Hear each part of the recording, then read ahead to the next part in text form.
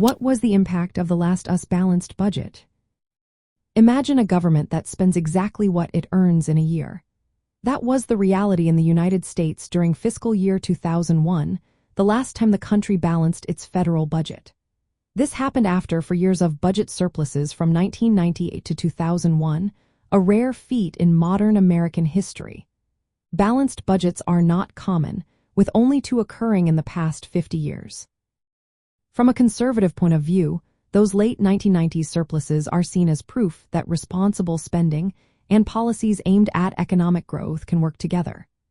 They often point out that these surpluses came from controlling government spending, encouraging economic expansion, and sometimes bipartisan cooperation. However, they also note that tax increases played a role during the Clinton administration, even if spending restraint was a key factor. The immediate effect of the last balanced budget was a temporary decrease in the national debt. When the government takes in more money than it spends, it can pay down some of the debt it owes.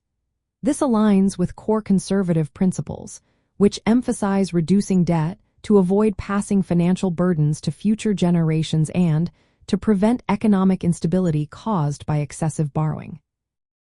Economically, the late 1990s were marked by strong growth, low unemployment, and a booming technology sector.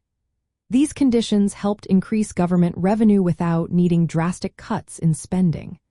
Republicans often say that a growing economy makes balancing the budget easier, but they also stress that spending discipline is necessary regardless of economic conditions.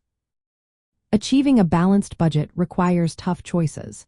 It means controlling spending growth, especially in programs like Social Security and Medicare, and sometimes adjusting tax policies.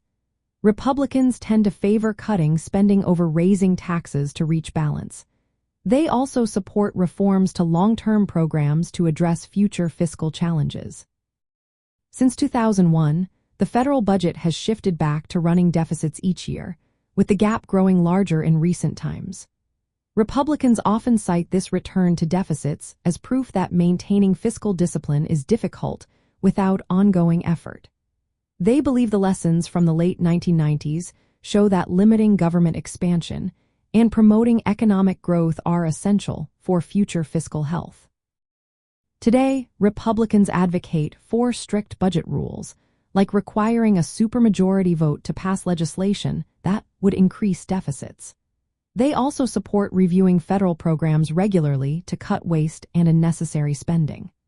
Policies like lowering taxes and reducing regulations are seen as ways to boost economic growth and increase revenue without raising tax rates.